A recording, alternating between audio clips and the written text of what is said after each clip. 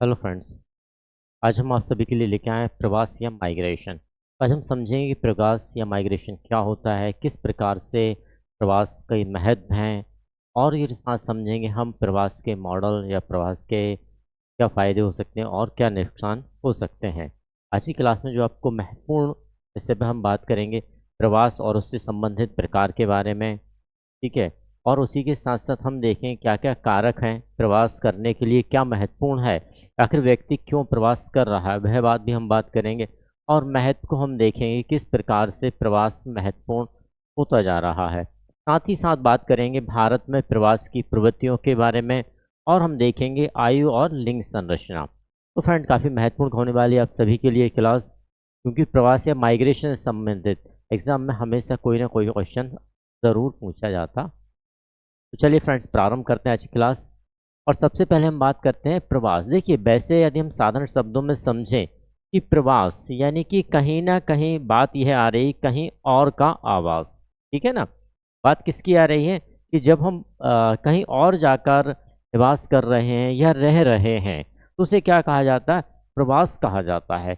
जैसे कि मैं ये कहूँ कि भाई मैं यहाँ पर इस एक गांव में रह रहा हूँ, कोई छोटा सा गांव है, इस गांव में मेरा जो निवास स्थान है वह यहाँ है। लेकिन किसी कार्य के पर्पस, चाहे मैं अपनी आजीविका की बात कर रहा हूँ, चाहे मैं अपनी शिक्षा की बात कर रहा हूँ, चाहे अन्य किसी भी कारण से, देखिए बहुत सारे कारण बनते हैं हमारे एक स्थान से दूसरे स्थान पर जाने के लिए। वो कारण मनोरंजन भी हो सकता है, शिक्षा भी हो सकती है, मेडिकल भी हो सकती है, रोजगार भी हो सकता है। कई प्रकार से जब हम यहाँ से निकलकर कहीं अन्य स्थान पर कहाँ जा रहे हैं भाई, कहीं से, गांव से, शहर से, कहीं से भी निकलकर हम कहाँ जा रहे हैं? एक दूसरे स्थान पर जा रहे हैं। तो हम यही कहेंगे, यह जो प्रक्रिया कहलाती है कि एक स्थान से दूसरे स्थान पर जाकर निवास करने की जो प्रक्रिया है उसे क्या कहा गया है? उसे प्रवास या माइग्रेशन कहा जाता है। क्या है भाई? यहाँ थे हम, यहाँ से निकल के हम कहाँ आ गए? किसी दूसरे शहर में आ जाते हैं।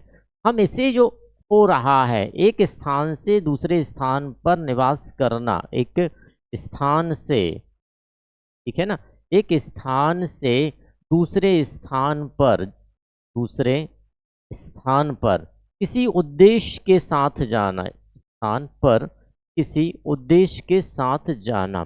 देखिए, उद्देश्य कोई भी हो सकता है किसी, हम यह नहीं कहेंगे कि भाई हम इस उद्देश्य, निश्चित बात है आपके पास कोई उद्देश्य है तभी आप जा रहे हैं ना। तो जब आप किसी उद्देश्य से जा रहे हैं तो हम उसे क्या कहेंगे फ्रेंड?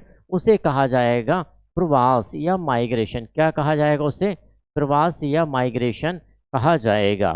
यहाँ तक हम समझ पा रहे हैं। देखिए, जब हम एक स्थान से दूसरे स्थान पर, निश्चित बात है अब यह क्या हो सकता है कि यहाँ पर जो आप जा रहे हैं आपका उद्देश्य कुछ भी हो सकता है। तो मैंने कहा कि भाई यहाँ हम जो पहुँच रहे हैं हमारा उद्देश्य, हमने कहा शिक्षा, तो हम ये कह सकते हैं हम शिक्षा के कारण हमारा क्या किया गया है? प्रवास हुआ है, दूसरे स्थान पर जाना। क्लियर? शिक्षा हमारा उद्देश्य हो सकता है, मनोरंजन हमारा उद्देश्य हो सकता है, बिल्कुल हो सकता है भाई, है ना।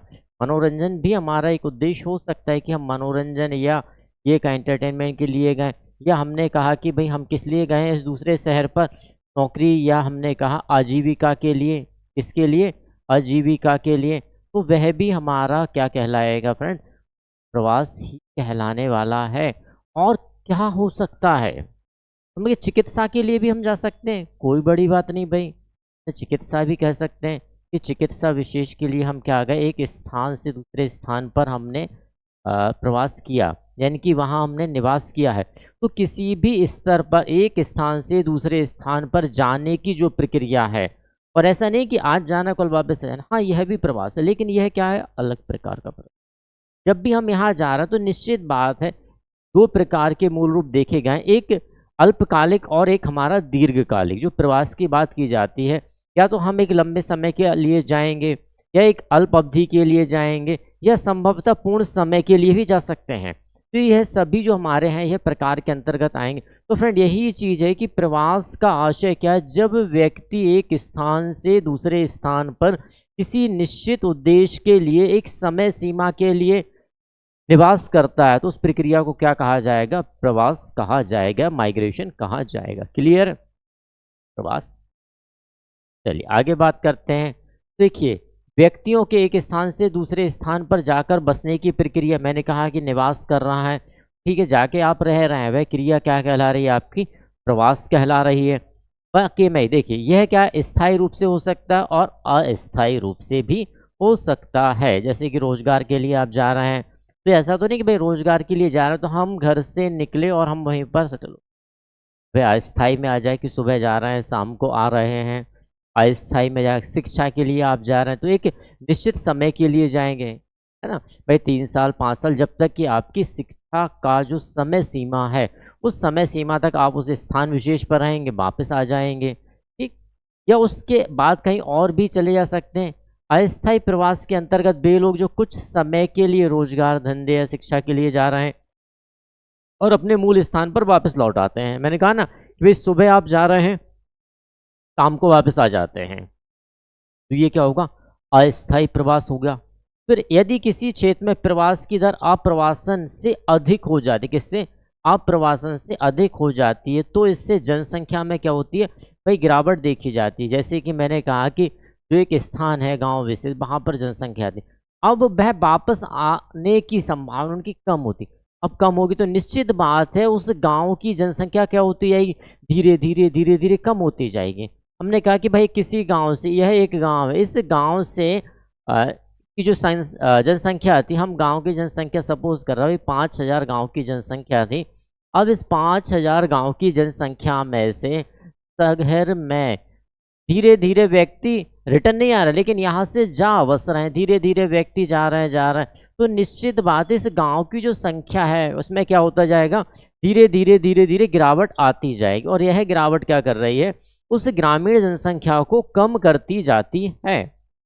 2030 तक सतत विकास एजेंडा SDG हासिल करने के प्रयासों में प्रवासियों के योगदान को भी ध्यान में रखता है। चलिए आगे बात करते हैं कि आखिर क्या कारण रहते हैं व्यक्ति के प्रवास करने के। तो 2 प्रकार से मूल कारण को हम यहाँ पर देखते हैं, पुश फैक्टर और पुल फैक्टर की बात यहाँ पर की जाती है। पुश यानी किसी वजह से आपको पुश, जैसे आर्थिक आजीविका के लिए पुश फैक्टर काम, ठीक है ना। तो इस प्रकार से यदि हमने कहा पुश फैक्टर या धक्का कारक जिसे कहा जाता है, बेरोजगारी, आप किसी रोजगार के लिए जा रहे हैं, आपके ग्रामीण क्षेत्र या आप जहाँ भी निवास कर रहे हैं यहाँ आपका ग्रामीण क्षेत्र है, या देखिए आवश्यक नहीं कि ग्रामीण क्षेत्र ही हो, हम ये कह सकते हैं छोटे शहरों से बड़े शहर में जाना। तो छोटा शहर जहाँ पर आप अपनी आजीविका के संसाधनों की पूर्ति नहीं कर पा रहे हैं, तो व्यक्ति क्या करेगा? इस ग्रामीण क्षेत्र से कहाँ जाएगा? निश्चित बात है ग्रामीण क्षेत्र का व्यक्ति कहाँ जाएगा? नगर में चला जाएगा। कहाँ जाएगा फ्रेंड? वह नगर में आ जाएगा। तो ये क्या हुआ? बेरोजगारी के कारण कम निजी अवसर, भाई यहाँ पर आपको निजी अवसर कम मिल पा रहा है, इसके कारण भी आप क्या कर रहे हैं? नगर में आ गए, ठीक है। भेदभाव या प्रदूषण, राजनीतिक प्रभाव, अनुचित पाठशाला से, मैंने कहा ना कि शिक्षा के लिए आप जा रहे हैं, तो निश्चित बात है आपका जो मूल स्थान है वहाँ पर शिक्षा नहीं है, या उस स्तर की शिक्षा नहीं है जिस स्तर की शिक्षा आप ग्रहण करना चाहते हैं, तो निश्चित बात है पाठशाला की बात आई। प्राकृतिक असंतुलन के कारण, अब देखिए जब हम बात करते हैं प्राकृतिक असंतुलन, तो प्राकृतिक असंतुलन में हम क्या देखते हैं कि भाई ग्रामीण क्षेत्र में तो प्राकृतिक चीज़ें बहुत हैं, भाई नगर में तो कहीं ना कहीं जहाँ असंतुलन हो रहा है, ये सभी हमारे किस फैक्टर में आ रहे हैं? हमारे पुश फैक्टर के अंतर्गत इन्हें हम रखते हैं। नेक्स्ट की बात करते हैं पुल फैक्टर, या जिसे खींचना। अब खींच कौन रहा है? आकर्षण कौन दे रहा है? तो शहर की लग्जरीज लाइफ देख रहे हैं हम लोग कि व्यक्ति वहां पर बहुत लग्जरी लाइफ जी रहा है, वहां पर रोजगार के विभिन्न प्रकार के संसाधन है, रोजगार के अवसर है, निजी अवसर है वहां पर, तो व्यक्ति ये सब कारकों से क्या हो जाता है? खिंच जाता है। जिसे कहा गया ना आकर्षण भी, इस फैक्टर को आकर्षण भी कहा जाता है कई बार कि आकर्षित जब व्यक्ति होता है तो निश्चित बात है आपको यदि कोई आकर्षण कर रहा है तो आप वहां जाएंगे ना, तो निश्चित बात है आप रोजगार के लिए वहां पर गए, बहुत अच्छी बात है। बेहतरीन शिक्षा के लिए गए, शिक्षा का उच्च स्तर आपको प्राप्त करना है तो शिक्षा के स्तर के लिए वहां पर गए। खुशी के लिए, बहुत से व्यक्ति हैं कि नहीं भाई गांव की यह छोटी सी ज़िंदगी है, इस ज़िंदगी को निकाल के हम बाहर जाते हैं, शहर में रहेंगे, नगर में रहेंगे, महानगर में रहेंगे। एक समय तक वह सारी चीज़ें क्या लगती हैं व्यक्ति को आकर्षित करती हैं और वह वहाँ पर चला जाता है। बेहतर चिकित्सा और देखभाल, जैसे कहा गया है कि भाई शहर अच्छा होगा, बड़ा चिकित्सा होगा, पाठशाला अच्छी होगी, तो व्यक्ति वहाँ भी जाना सुरक्षा, जैसे आज के दौर में हम देख रहे हैं कई बार ऐसी स्थितियाँ बन रही हैं, चाहे वे ग्रामीण क्षेत्र हो या छोटे शहर हो, वहाँ की स्थिति क्या बन रही है, हमारी असुरक्षित होती जा रही है। तो हम कहाँ जा रहे हैं भाई, सुरक्षित स्थान पर, इस स्थान को छोड़कर हम दूसरे स्थान पर चले जाते हैं। कारखाने या रोजगार बातें की है। बेहतर जीवन स्तर की तलाश में परिवार रिश्तेदारों से संपर्क के लिए, यदि भाई मेरा परिवार चला गया दूसरे, तो निश्चित बात है मैं भी एक समय के उपरांत वहाँ जाऊँगा। ठीक है, आगे बात करते हैं प्रवासन के प्रकार, टाइप ऑफ माइग्रेशन की यदि हम बात करें तो कितने प्रकार से हम मूल रूप से प्रवासन को देख पाते हैं। तो हम पहला बात करते हैं चक्रीय अथवा प्रचल प्रवासन। यह क्या है, तो निवास का अस्थायी परिवर्तन शामिल है, जैसे कि विभिन्न प्रकार की ऋतुओं के समय पर आपने देखा होगा कि ऋतुओं के समय पर प्रत्येक शहर में कुछ नए लोग हमें अवश्य दिखाई देते। अब वह क्यों दिखाई दे रहे हैं, उसका मात्र और मात्र एक ही उद्देश्य निकल के आता है कि भाई जहाँ पर वह निवास कर रहे थे उस विशेष मौसम में, जो विशेष मौसम आया है उस विशेष मौसम में वहाँ पर या उस गांव के अंदर या उस शहर के अंदर उनकी आजीविका के स्रोत कम हो गए। तो निश्चित बात है वह एक स्थान से दूसरे स्थान पर जाएंगे कब, लेकिन एक विशेष मौसम में, एक विशेष ऋतु में। इस प्रकार के प्रवास को क्या कहा जाता है, चक्रीय अथवा प्रचल प्रवास कहा जाता है। नेक्स्ट, आंतरिक एवं बाहरी प्रवासन। अब आंतरिक और बाहरी प्रवासन को हम किस प्रकार समझ सकते हैं, तो जब लोग अपने जन्म या निवास अधिवास के भीतर ही प्रवास करते हैं, है? तो इसे आंतरिक प्रवास कहा जाता है। जब हमने कहा कि भाई यह हमारा क्या था, यह भारत, अब मैं भारत के एक क्षेत्र से निकल के दूसरे क्षेत्र, या मैंने कहा कि भाई मैं इस राज्य में रह रहा था, इस राज्य के एक जिले में या एक नगर में रह रहा था, उस नगर से निकल के मैं दूसरे नगर में आ गया। तो इस प्रकार से जो प्रवासन किया जाता है वह प्रवासन क्या है, वह आंतरिक प्रवासन है। ठीक है ना। वाकई में जब एक देश से दूसरे देश, भाई यह हमारा क्या था, यह मैंने कहा कि यह क्या है, यह भारत था। ठीक है ना। अब मैं भारत से निकल के कहाँ आ गया, सपोज करें कि भाई हम ऑस्ट्रेलिया आ गए। ठीक है ना। तो यह क्या कहलाएगा, जब हम एक देश से निकल के, यहाँ से निकल के हम यहाँ आ गए, तो इस प्रकार के प्रवासन को हम क्या कहते हैं, इस प्रकार के प्रवासन को हम क्या कहेंगे, अंतरराष्ट्रीय प्रवासन कहा जाएगा। इसे क्या कहा जाएगा फ्रेंड, अंतरराष्ट्रीय प्रवासन कहा जाएगा। चलिए आगे बात करते हैं बलात् अथवा अभिप्रेरित प्रवसन। दूसरा क्या है, बलात् अथवा अभिप्रेरित प्रवसन। अब यह प्रवसन कैसे होगा, तो देखिए इस युद्ध में हम क्या देखते हैं कि भाई किसी प्रकार की बीमारी हो गई, किसी प्रकार का युद्ध हो गया, कोई हमारे देश में इस प्रकार से परिवर्तन आया है जिसके कारण जो हमारी शासन व्यवस्थाएं थी वह कैसी हो चुकी हैं, बेकार हो चुके हैं। और उस बर्बादी से बचने के लिए हमने क्या किया है भाई, अपने उस देश को छोड़ने का फैसला कर लिया। जैसे कि आप जहाँ पर रह रहे हैं, जिस देश में रह रहे हैं, उस देश में बहुत ज़्यादा शासन प्रशासन व्यवस्था अस्त व्यस्त हो जाती है, या कुछ ऐसा प्रकोप महामारी आ जाती है जिसके कारण आपको ऐसा लगता है कि इस देश को छोड़ देना चाहिए। ठीक है ना। तो जब आप इस प्रकार से प्रवास कर रहे होते हैं तो उस प्रकार के प्रवास को क्या कहा जाएगा, बलात् अथवा अभिप्रेरित प्रवासन के नाम से जाना जाता है। क्वेश्चन कैसा बन सकता है इसमें, तो निश्चित बात है भाई व्यक्ति एक स्थान किसी महामारी के कारण से किसी दूसरे स्थान पर जा रहा है, कौन सा प्रवास है, तो वहां पर आपको यदि प्रवास का पता है कि यह किस प्रकार का प्रवास है, अभिप्रेरित या बलात् प्रवास है।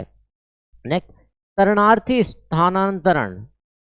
शरणार्थी स्थानांतरण, तो हम इसमें क्या देखते हैं कि जैसे भी भाई उत्पीड़न या आसन मृत्यु से बचने के लिए घरों एवं चूल्हों को छोड़ देते हैं, एक देश से दूसरे देश में पलायन कर जाते हैं, तो इस प्रकार के व्यक्तियों को क्या कहा जाता है, शरणार्थी स्थानांतरण कहा जाता है। जब एक देश में बाहर के देश से कोई व्यक्ति आता है, हम रखते हैं ना शरणार्थी कैंप में रखते हैं, उनकी व्यवस्था अलग की जाती है, तो इस प्रकार के प्रवासन को क्या जाता है, शरणार्थी प्रवासन।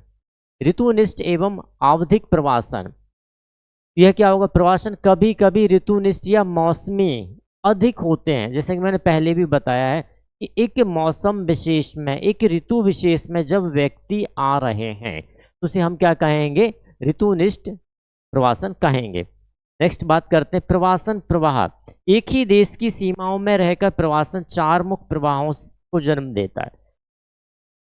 एक ही देश की सीमाओं की बात की जा रही। सबसे पहले ग्रामीण क्षेत्र से ग्रामीण क्षेत्र में, भाई निश्चित सी बात है ये आपका ग्रामीण क्षेत्र है। अब इस ग्रामीण क्षेत्र के अंतर्गत आपके अनुसार ऐसा लगता है कि भाई यहाँ पर आपकी आजीविका पूर्ण रूप से नहीं चल पा रही है, लेकिन आपको यह लगे कि भाई बगल वाला एक गांव और है जिस गांव में आपकी आजीविका अच्छी चल सकती है, तो आप इस गांव से या इस ग्रामीण क्षेत्र से निकल कर कहाँ आ जाते हैं? भाई दूसरे ग्रामीण क्षेत्र पर आ जाते हैं। तो इस प्रकार के भी हम क्या देखते हैं? प्रवास देखते हैं। दूसरा नगरीय से नगरीय क्षेत्र। अब जैसे मैंने कहा कि भाई मैं नगर में रह रहा हूँ, कहाँ रह रहा हूँ? मैं नगर में रह रहा हूँ, और इस नगर में मैं अपनी कहीं ना कहीं कुछ ऐसे देख रहा हूँ कि भाई मेरा संसाधन यहाँ पर पूर्ण नहीं हो पा रहा है, मेरी शिक्षा यहाँ पर पूरी नहीं हो पा रही, तो एक नगर से निकल के मैं कहाँ आया भाई? दूसरे नगर में आ जाता हूँ। एक नगर से निकल के मैं कहाँ आ गया? ठीक है ना, ये नगर था, ये बी नगर, मैं इसमें आ गया। इसी प्रकार तो इस प्रकार के हम क्या देखते हैं? नगर से नगर का प्रवासन। तीसरा ग्रामीण से नगर का प्रवासन। अब तीसरे प्रवासन में हमने क्या देखा? जब व्यक्ति कहाँ है? ग्रामीण क्षेत्र से निकल के कहाँ आ रहा है भाई? नगर में आ रहा है। कहाँ आ रहा है? ग्रामीण क्षेत्र से निकल के नगर में आ रहा है। तो इस प्रकार का प्रवासन हम देख रहे हैं। और कई बार यह भी पाएंगे कि व्यक्ति नगर से कहाँ आ रहा है? नगर से निकल के ग्रामीण में आ रहा है। जैसे कि हम देखते हैं कि नगर में रहने वाला व्यक्ति एक समय अवधि के बाद क्या चाहता है कि वह प्राकृतिक क्षेत्र में या प्रकृति के पास रहे। तो निश्चित बात है आज के दौर में भी हम देख रहे हैं कि जब व्यक्ति रिटायर हो जाते हैं वो क्या करते हैं? ग्रामीण क्षेत्र या ग्रामीण जो माहौल है उस माहौल में जाना चाहते हैं। तो वह अपने कहाँ चले जाते हैं? जिनका गांव है वह गांव में चले जाते हैं, और जिनका गांव नहीं है तो वह भी ग्रामीण क्षेत्र के आसपास व्यवस्था करके रहने लगते हैं। ठीक है ना। तो इस प्रकार से 4 प्रकार के हम प्रवासन देख पाते हैं। यहाँ पर देखिए वह 4 प्रकार क्या है? तो सबसे पहले हमने देखा कि व्यक्ति ग्रामीण से ग्रामीण में आ रहा, पहला। व्यक्ति नगर से नगर में आ रहा, भाई दूसरा देख लिया। फिर व्यक्ति ग्रामीण से नगर में आ रहा, तीसरा देख लिया हमने। फिर नगर से व्यक्ति ग्रामीण में आ रहा। तो इस प्रकार के हमने क्या देखे हैं भाई? 4 प्रकार से हम यह चीजें देख पाते हैं। क्लियर हुआ फ्रेंड्स? चलिए आगे बात करते हैं हम प्रवासन का महत्व, इंपोर्टेंस ऑफ माइग्रेशन। क्या क्या हो सकता है प्रवास का महत्व? व्यक्ति क्यों प्रवास कर रहा है और क्यों महत्वपूर्ण है प्रवास? तो यहाँ पर हम देखते हैं श्रम की मांग और आपूर्ति। देखिए शहर के अंतर्गत ग्रामीण क्षेत्र में क्या श्रम है, जिसे हम कहते हैं ना भाई सस्ता श्रम हमें कहाँ मिल रहा है?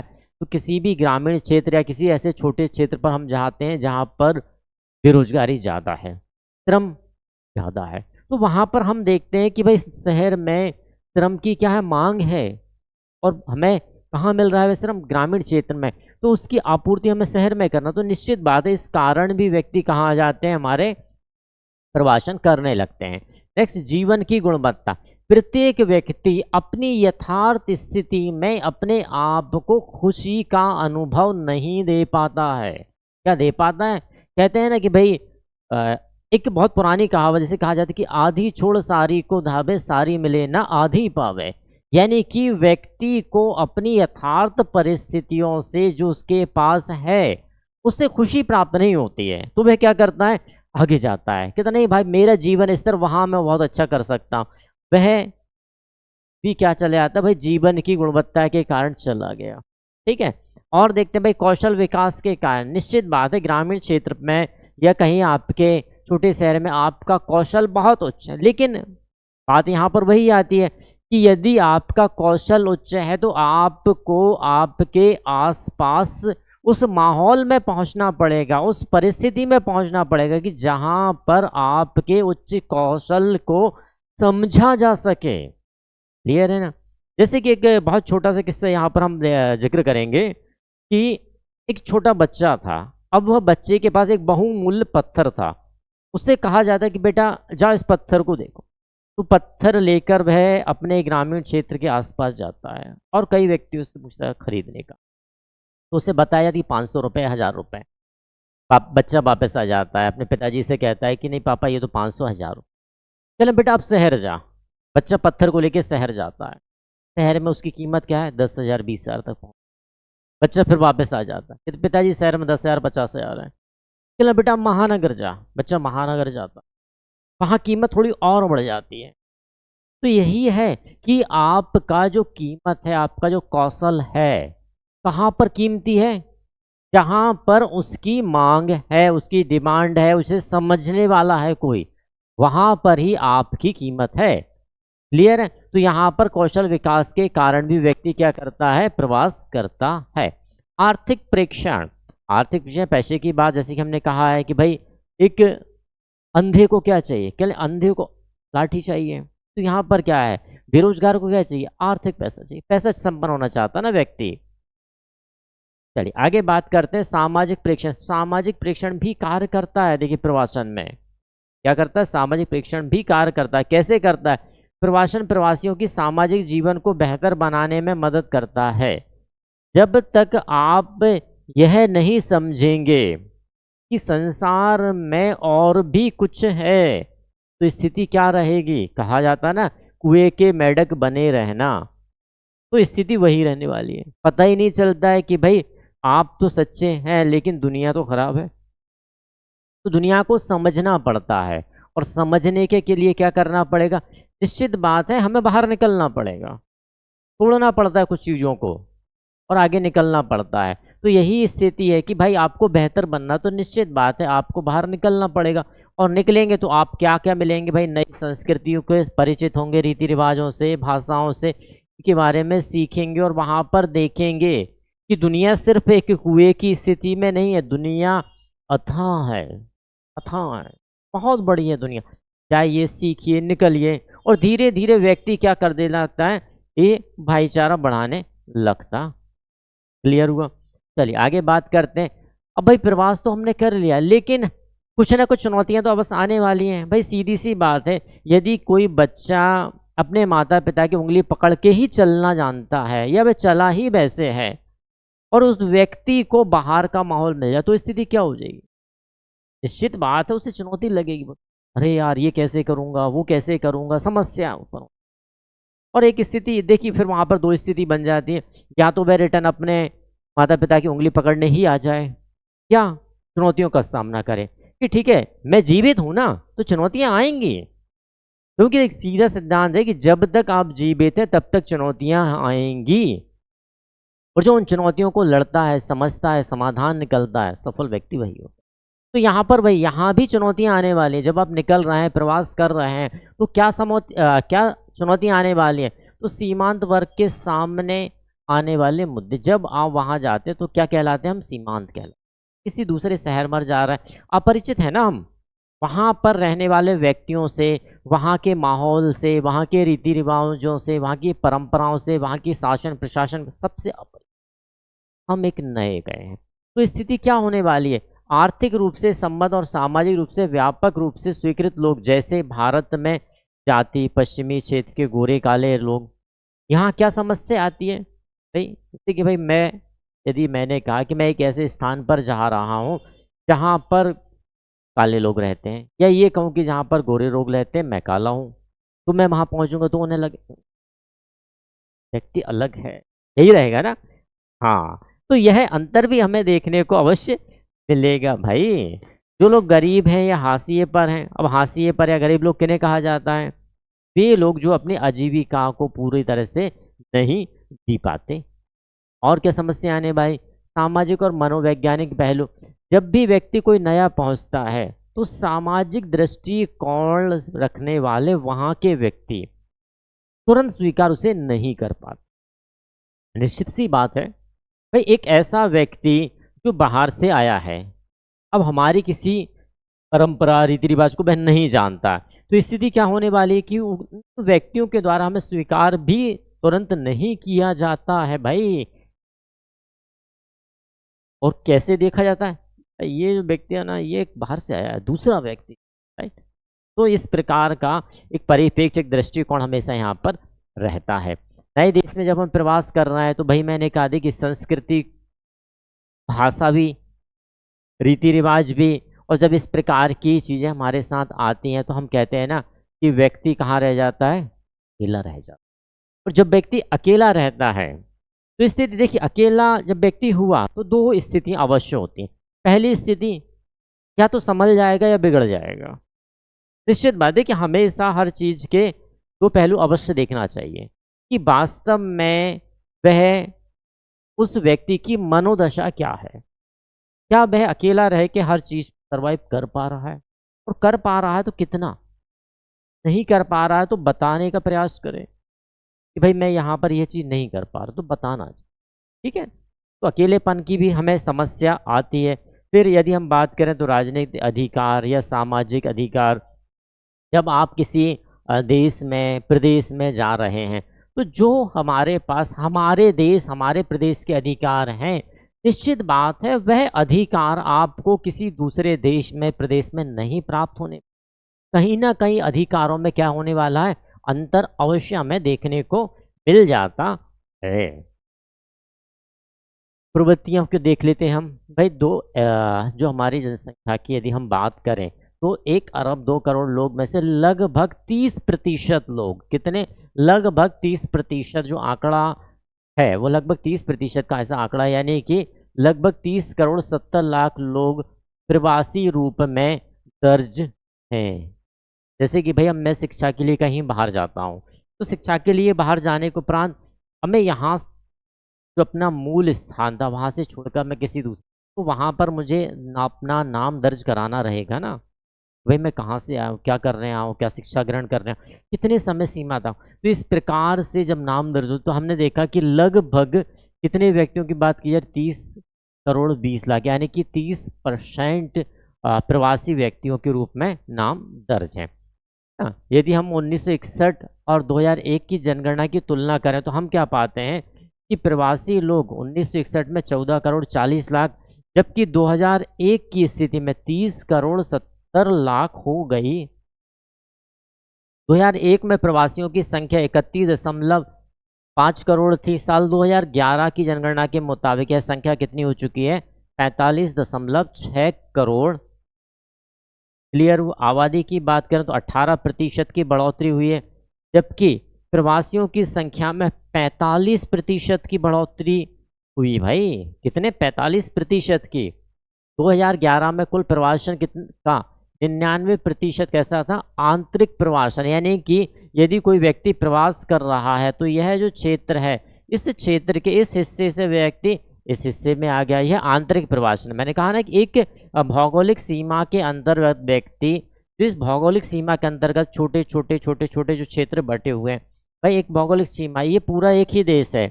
इस देश में यहाँ से निकल के व्यक्ति यहाँ आ जाए, यहाँ आ जाए, यहाँ आ जाए, कहीं भी आ जाए, तो इस प्रकार के प्रवचन को हम क्या कहते हैं, आंतरिक प्रवचन कहते हैं। अब इसे आप एक प्रदेश मान लें, एक देश मान लें, लेकिन एक ही मानना पड़ेगा। ठीक, तो यहाँ पर स्थितियाँ क्या थी भाई, 99% आंतरिक प्रवासन का था और 1% कैसा था, अंतर्राष्ट्रीय, यानी कि एक देश से दूसरे देश पर 1% था। अब स्थिति क्या बन चुकी है भाई, भारत में 45.36 करोड़ प्रवासियों के साथ देश का हर तीसरा नागरिक क्या हो गया, प्रवासी है, और इसमें भी 69% क्या है, महिलाएं। 69% क्या है, महिलाएं। आगे बात करते हैं आयु और लिंग की संरचना के बारे में देखते हैं। तो जनसंख्या की संरचना प्रत्येक आयु वर्ग में पुरुषों और महिलाओं की जनसंख्या का क्या कहलाता है, अनुपात पर निर्धारित होता है। जैसे हम कहते हैं ना कि भाई 1000 पुरुषों पर कितनी महिलाएं, तो यही हमारा क्या कहलाती है, हमारी लिंग आधारित संरचना कहलाती है। जनसंख्या की आयु संरचना, प्रजनन क्षमता, मृत्यु दर, प्रवासन दरों में पिछले रुझानों के एक संचयी परिणाम के रूप में हम यहाँ पर देख रहे हैं। जनसांख्यिकी डेटा के विचारों का विश्लेषण यदि हम करते हैं तो आयु लिंग संरचना की जानकारी एक आवश्यक होनी चाहिए, क्योंकि हम देखते हैं कि जब हम आयुलिंग संरचना की बात करते हैं तो उससे संबंधित प्रश्न अवश्य बन जाते कि भाई जैसे जनसंख्या घनत्व के बारे में प्रश्न बनता है हमारे पास। जब हम आर्थिक संरचना की बात करते हैं, महिला दर, शिशु दर, बाल मृत्यु दर, तो इस प्रकार से प्रश्न हमारी आर्थिक संरचना के आधार पर हमारे समाजशास्त्र में अवश्य बन जाया करते हैं। आयु और लिंग संरचना जनसंख्या की स्थिति का एक अहम संकेत माना गया है। आयु और लिंग संरचना को जनसंख्या पिरामिड के जरिए ग्राफिक रूप में देखा जा सकता है। आयु लिंग जनसंख्या में 3 मूल प्रकार के पिरामिड हम देखते हैं, विस्तारित पिरामिड, संकुचित पिरामिड और स्थिर पिरामिड। 3 प्रकार के मुख्य पिरामिडों के रूप में हम इसे देख पाते हैं। देखते हैं विस्तारित पिरामिड क्या कहते हैं। तो विस्तारित जो जनसंख्या धीरे धीरे विस्तारित होती जाती है उस प्रकार के पिरामिड को कहा जाता है विस्तारक पिरामिड।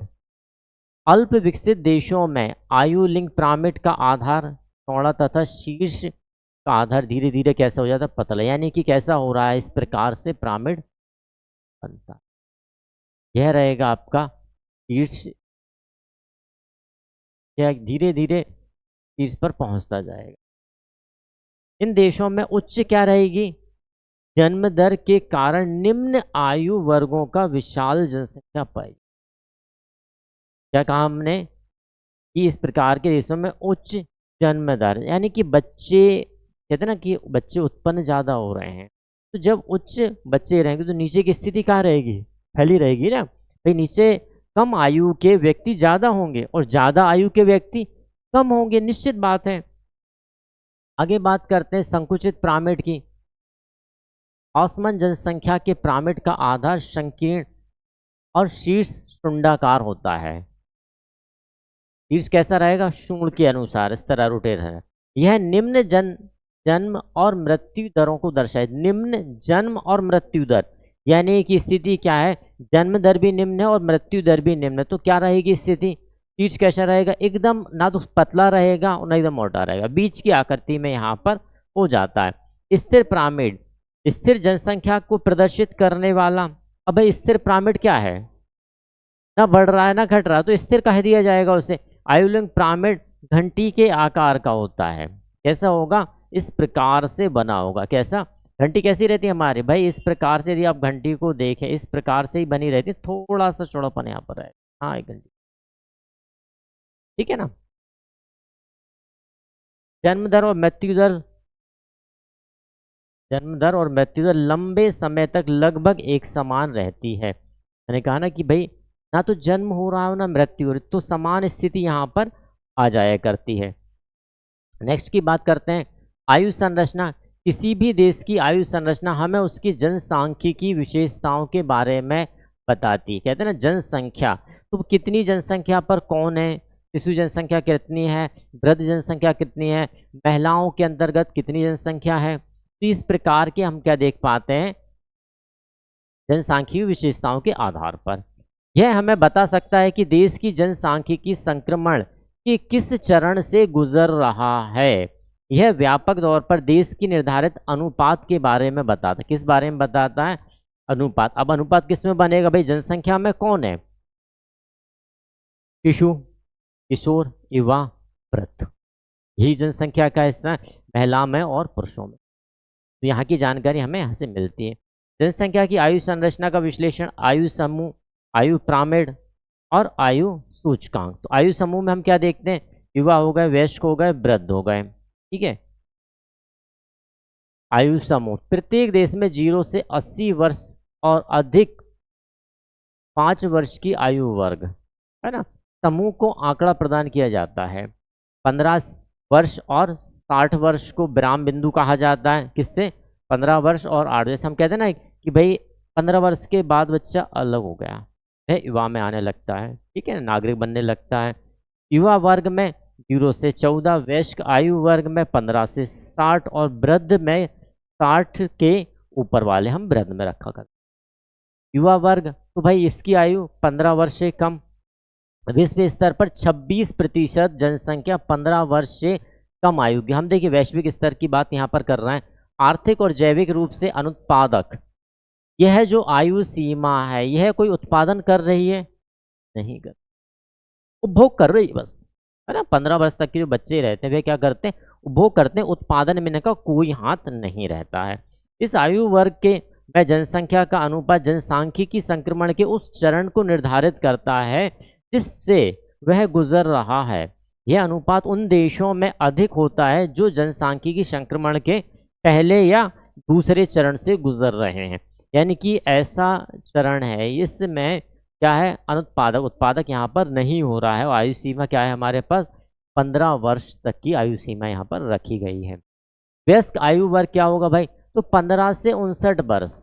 देखिए कई ऐसे हैं जिन्हें हम क्या कहते हैं 59 वर्ष के बाद क्या है रिटायरमेंट रहता है। तो उत्पादन हमेशा 15 से 59 वर्ष का जो व्यक्ति है, जो एक वैश्विक स्तर का हम आंकड़े देखते हैं तो उसमें क्या माना गया है कि भाई इस आयु वर्ग के व्यक्तियों को क्या माना जाता उत्पादक। क्योंकि यहीं पर हम देखते हैं किसी कंपनी में देख लीजिए, सेवा क्षेत्र में देख लीजिए, मेडिकल क्षेत्र में अधिकांशतः आयु सीमा हमें क्या मिलने वाली, इसी आयु सीमा का दरमियान एक मिलने वाला है। जैविक और आर्थिक रूप से सबसे अधिक उत्पादक और जनसांख्यिकी रूप से सबसे अधिक गतिशील, गतिशील भी है उत्पादक भी, यही बहुत जल्दी मूव ऑन करता है। यार यहाँ मुझे अच्छा नहीं मिल रहा, चलिए मैं दूसरी स्विच कर रहा हूँ, तीसरी जगह चौथी जगह, बहुत गतिशीलता पाई जाती है इस आयु वर्ग के लोगों में। लेकिन यह आयु वर्ग भी एक समय के बाद ज़्यादा परिवर्तनशील नहीं हो पाती, ज़्यादा गतिशील नहीं हो पाती है ना। यह आयु वर्ग आयु युवा और वृद्ध आयु वर्गों की देखभाल करने का भार वहन करती है। इसी आयु वर्ग में आप देखेंगे युवा आयु वर्ग है तो यहाँ पर हम देखते हैं कि वृद्धों की सेवा यह भी इसी आयु वर्ग का हिस्सा बन जाती है। वृद्ध आयु वर्ग आयु 60 वर्ष या इससे अधिक वरिष्ठ नागरिक जिन्हें कहा जाता है। जैसे देश के जनसांख्यिकी संक्रमण में एक चरण से दूसरे चरण में जाना जाता है, इस आयु वर्ग का अनुपात बढ़ता जाता है। भाई निश्चित बात है प्रत्येक व्यक्ति कैसा होगा, एक समय आने के बाद इसी आयु वर्ग में ना आना, उसे कम में तो जाना नहीं है या किशोर में भी नहीं जाना, आना किसी इसी में आना है। भाई पुरुषों की तुलना में महिलाओं का अनुपात अधिक है भाई यहाँ पर, क्योंकि महिलाओं की मृत्यु दर पुरुषों की तुलना में क्या है कम है। अब महिलाओं की मृत्यु दर कम है, क्यों है इसका कारण, तो यहाँ पर कई कारण निकल के आते, जैसे कि हम यहाँ देखते हैं कि महिलाएं जैसे नशाखोरी है, ठीक है, भाग दौड़ है, यह कार्य थोड़ा सा कम रहता है इनका। तो कहीं ना कहीं प्रवास भी महिलाओं का कम होता है, जिसके कारण हम ये देखते हैं कि महिलाओं की जो मृत्यु दर है पुरुषों की तुलना में क्या पाई जाती है, कम ही पाई जाती है। नेक्स्ट की बात करते हैं, आयु पिरामिड की बात करते हैं। तो आयु पिरामिड संरचना का विश्लेषण करने के लिए उपयोग की जाने वाली विधियों में से संरचना, यदि मैं कहूँ कि भाई किस प्रकार की संरचना है, उस प्रकार की संरचना का विश्लेषण कौन करेगा, तो आयु पिरामिड ही करता है। पुरुषों और महिलाओं को विभिन्न आयु वर्गों में क्षैतिज पट्टियों के रूप में विभाजित कर दिया जाता है। पिरामिड का आकार जनसांख्यिकी संक्रमण के उस चरण के आधार पर भिन्न होता है जिससे देश गुजर रहा है। देश किसी भी परिस्थिति में गुजर रहा हो, लेकिन आयु का जो पिरामिड रहेगा वो अलग रहेगा। ऐसा नहीं कि भाई जिस स्थिति से जिस चरण से देश गुजर रहा है उसका प्रभाव आयु पिरामिड पर रहेगा। आयु जन्म पर आधारित है, आयु का जो पिरामिड है जन्म और मृत्यु दर पर आधारित है। यदि जन्म दर ज़्यादा होगी तो पिरामिड अलग होगा, मृत्यु दर ज़्यादा होगी तो पिरामिड अलग अलग हो जाएगा। जनसंख्या और अर्थव्यवस्था की आयु संरचना के बीच संबंधों का आरेख निरूपण प्रदान करके जनसंख्या का विश्लेषण करने में हमें क्या मिलती है भाई, यहाँ पर मदद मिलती है। आकार संबंधी जनसंख्या की सामाजिक, आर्थिक और जनसांख्यिकी इतिहास की व्याख्या कर सकता है। आगे बात करते हैं आयु सूचकांक। तो आयु सूचकांक जनसंख्या के विभिन्न आयु वर्गों के बीच अनुपात है, इसके बारे में बात की जा रही है। आयु सूचकांक जनसंख्या के विभिन्न आयु वर्गों, जनसंख्या के जो भी आयु वर्ग हैं, जैसे कि हमने कहा युवा वर्ग होगा हमारा, ठीक है ना, एक किशोर वर्ग और दूसरा वृद्ध वर्ग है। 3 वर्गों की बात हम कर रहे हैं, तो इन्हीं वर्गों की हम बात यहाँ पर देखते हैं। सबसे महत्वपूर्ण सूचकांक निर्भरता अनुपात है, जिसकी गणना वयस्क आयु और युवा और वृद्ध आयु वर्ग के बीच संयुक्त रूप से की जाती है। कौन सा सूचकांक है, निर्भरता अनुपात। निर्भरता अनुपात देश की वयस्क जनसंख्या पर, किस जनसंख्या, वयस्क जनसंख्या पर होने वाले विकास को है ना, विकास नहीं, यहाँ पर क्या है, विकास को चित्रित करता है। निश्चित बात है जो युवा वर्ग है विकास से सबसे पहले तो वही वर्ग जुड़ा है, अब वह जुड़ा है तो बात उसी की जाएगी। बड़ी संख्या में युवा लोगों के कारण विकासशील देशों के मामले में निर्भरता अनुपात क्या हो जाता है, अधिक हो जाता है। यह कहाँ होगा, विकासशील देशों में होगा। जैसा कि आप देख पा रहे हैं जनसंख्या की आयु संरचना, आयु समूह हमने बात की जो 0 से 14 वर्ष, 1961 में क्या रहा था 41.1, 71 में 42.0, 81 में 39.6, इसी प्रकार 91 में 37 और 2001 में 35.3 और 2011 में क्या रहा 30.8। यहीं पर 15 से 59 वर्ग की यदि हम बात करते हैं युवा वर्ग की, तो यहाँ पर हम क्या देख रहे हैं 1961 में 53.2 रहा, 71 में 52.0, 81 में 53.9, 91 में 55.5, 2001 में 56.9 और 2011 में 60.3 रहा है। यहाँ पर 60 प्लस की यदि हम बात करें तो आप देखेंगे 1961 में 5.7, 71 में 6.0, 81 में 6.5, 6.8 और 2001 में 7.4, वहीं पर 2011 में कितना हो गया 8.6। ठीक है, लिंग संरचना की बात कर लेते हैं भाई। लिंग संरचना का मतलब क्या है, लिंग आधारित संरचना, तो इस पर हम बात कर रहे हैं। यहाँ पर भी हम देखेंगे लिंग जनसंख्या मानव जनसंख्या की मूल जनसांख्यिकी की विशेषता को बताता है। जैसे कहते हैं ना कि भाई इतनी महिलाएं हैं, इतने पुरुष हैं, ये किस पर हमने बताया, तो यह लिंग के आधार पर यहाँ पर हमने बताया है। ठीक है ना, यहाँ पर क्या खास है, लिंग संरचना में परिवर्तन मोटे तौर पर समाज में अंतर्निहित सामाजिक, आर्थिक और सांस्कृतिक, कैसे सामाजिक, आर्थिक और सांस्कृतिक प्रतिरूप के अलग अलग तरीकों को दर्शाता। भाई सांस्कृतिक प्रतिरूप अलग रहेगा, आर्थिक अलग रहेगी ना। वे सामाजिक आधार पर महिला और पुरुष, यहाँ पर बात करेंगे आर्थिक आधार पर महिला और पुरुष, यहाँ पर बात करेंगे सांस्कृतिक आधार पर महिला और पुरुष। तीनों स्तर पर यहाँ पर हम देखेंगे तो यहाँ पर आपका जो अनुपात रहेगा वो अलग अलग निकल के यहाँ पर आता है।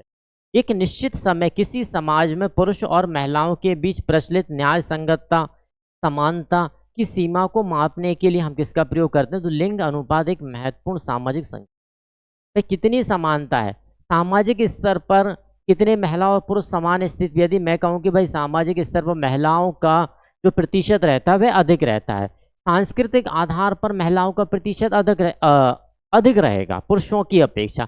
इसी प्रकार आर्थिक आधार पर जब हम बात करते हैं तो यहाँ पर पुरुषों का अनुपात ज़्यादा रहेगा, महिलाओं का क्या रहेगा, कम देखने को मिल जाता है। तो यह अंतर हम देख पाते हैं। लिंगानुपात का उपयोग प्रति 1000 पुरुषों पर महिलाओं की संख्या का वर्णन करता है। जैसे हम कहते हैं ना कि भाई 1000 पर 885 महिलाएं या 900 महिलाएं, ये क्या बताता है हमें, लिंगानुपात यहाँ पर हमें बताता है। लिंग अनुपात का निर्धारक जन्म के समय लिंगानुपात क्या था। देखिए यहाँ पर भी दो प्रकार से हम देखते हैं। देशों में पंजीकृत जन्मों के लिंगानुपात की जांच प्रत्येक 100 महिलाओं पर जन्म के समय अधिक पुरुष होने के समान प्रतिरूप का पता चलता है कि जन्म जब हुआ है। देखिए यहाँ पर बात जब उनके वयस्कता की बात नहीं की जा रही, यहाँ पर बात की जा रही कैसे बात की जा रही, तो जन्म के समय पर। जैसे मैंने कहा कि आज बच्चा और बच्ची दोनों जन्म हुए हैं, अब यह जो लड़की है यह जो लड़का कब तक जीवित रहेंगे, जन्म के समय अनुपात अलग रहता है और आगे अनुपात अलग यहाँ पर रहता है। फिर भी विश्व के सभी देशों में समान प्रकृति लिंगानुपात नहीं होता है और यही विभिन्न कारकों से कारक या कारण, क्या कारण है हम देख लेते हैं। मृत्यु के समय लिंगानुपात अलग अलग देशों में अधिक भिन्न हो सकता है और होता ही है। कई बार हमने देखा ना कि जहाँ पर यदि पुरुषों की मृत्यु दर ज़्यादा है महिलाओं की अपेक्षा, तो वहाँ पर महिलाओं की संख्या अंतिम अवस्था में क्या होगी, ज़्यादा होगी। और जहाँ पर महिलाओं की मृत्यु दर ज़्यादा है वहाँ पर पुरुषों की जनसंख्या क्या होगी, ज़्यादा होगी। विभिन्न देशों में मृत्यु के समय लिंगानुपात में अंतर सामाजिक आर्थिक विकास की अवस्थाओं में उनके अंतर जीवन स्तर, महिलाओं को दिया गया स्तर, अर्थव्यवस्था का प्रकार और महिलाओं द्वारा कार्य में उनकी भागीदारी के अंश पर संबंधित है कि सामाजिक स्तर पर महिला और पुरुष ने कितनी भागीदारी करी, आर्थिक स्तर पर महिला और पुरुष ने कितनी भागीदारी करी, सांस्कृतिक स्तर पर महिला और पुरुष की भागीदारी साथ में कितनी रही, फिर महिलाओं का स्तर क्या रहा, जीने का स्तर पुरुष का क्या रहा, महिला का क्या रहा, यह सारी बातों का यहाँ पर आकलन किया जाता है। उपरांत ही यह आंकड़े हमारे सामने प्रस्तुत होते हैं। प्रवासियों का लिंगानुपात यदि हम बात करें तो तीसरा कारक जो लिंगानुपात को प्रभावित करता है वह क्या करता है कि जिस देश का जिस राज्य का लिंगानुपात निकाला जा रहा है वहाँ पर बाहर के देश से या बाहर के प्रदेशों से जो प्रवासी हैं वह कितने हैं। मैंने कहा ना कि आप यदि इस गांव से निकलकर इस शहर पर आ रहे हैं तो शहर का लिंगानुपात क्या हो जाएगा भाई, ये बढ़ जाएगा ना, क्योंकि प्रवासियों का लिंगानुपात यहाँ पर जुड़ रहा है। किसका जुड़ गया भाई, प्रवासियों का, यहाँ पर क्या हो गया प्लस हो गया, और वहीं पर यहाँ क्या हो जाएगा, यहाँ पर मूल जनसंख्या कम हो रही है तो यहाँ पर मूल जनसंख्या क्या हो जाएगा, घट जाएगा, यानी गिरावट यहाँ आ जाएगी और वृद्धि कहाँ आ जाएगी, शहर में जाएगी। जहाँ व्यक्तियों ने प्रवास किया है वहाँ पर क्या आ जाएगा, प्लस हो जाएगी, बढ़ोतरी हो जाएगी वहाँ पर, और यहाँ पर गिरावट आ जाएगी। मूल रूप से आर्थिक कारणों से होने वाले प्रवास मुख्य रूप से लिंग चयनात्मक होते हैं। आर्थिक रूप से भाई निश्चित बात है, आर्थिक या अर्थ का अर्जन करने के लिए मूलतः पुरुष ही अपने मौलिक स्थान से निकलकर बाहर जाता है, अधिकांशतः जो स्थिति यहाँ पर बनती है उस स्थिति, तो आर्थिक कारण मूल रूप से यहाँ पर रखे जाते हैं। यह आर्थिक रूप से प्रेरित प्रवास है। निश्चित बात है भाई, देखिए पुरुष ने परिवार में, तो पुरुष क्या करता है, आर्थिक अर्जन के लिए प्रवास को प्राथमिकता दे दिया करता है। नेक्स्ट बात करें भारत में लिंगानुपात को यदि हम देखें तो 20वीं सदी के प्रारंभ या 1900 में लिंगानुपात कितना था, 972 972 रहा, जो 1941 तक निरंतर घटता गया। 1991 में सबसे कम 927 दर्ज किया गया। 2001 तथा 2011 में 11 में लिंगानुपात वृद्धि 933, जो 2011 में 943। ठीक है, वर्तमान में भारत में सबसे कम लिंगानुपात वाला राज्य कौन सा है भाई, हमारा हरियाणा, जहाँ लिंगानुपात कितना है, केवल 870। और सबसे अधिक लिंगानुपात की बात करें तो कहाँ है हमारा भाई, केरल राज्य है। आगे बात करें भारत में स्त्री पुरुष का अनुपात की गिरावट के आखिर क्या कारण रहे, क्यों है कि यहाँ पर लिंगानुपात धीरे धीरे गिरावट की स्थिति पर पहुँचा है। तो देखिए स्वास्थ्य संबंधी कारक, लिंग परीक्षण, सामाजिक कुरीतियाँ, मृत्यु का जोखिम, शैशवावस्था में बच्चों की देखभाल में कमी, वैज्ञानिक तकनीकों का अभाव, यह कुछ मूल कारण आते हैं जिससे कि जो स्तर रहता है वह गिरता जाता है। तो आई होप फ्रेंड्स आप सभी के लिए हमारे प्रवास से संबंधित यह महत्वपूर्ण क्लास पसंद आई होगी, और आयु लिंग संरचना को हमने यहाँ पर एडिशनल रखा क्योंकि प्रवास के दौरान कहीं ना कहीं कुछ प्रश्न ऐसे बन जाते हैं जो हमारी आयु या लिंग संरचना से संबंधित होते हैं, इसलिए मैंने प्रवास के साथ साथ आयु लिंग संरचना को डालना यहाँ पर उचित। पसंद आती है वीडियो ज़्यादा शेयर करें और बने रहें हमारे यानी सृजन एकेडमी परिवार के साथ।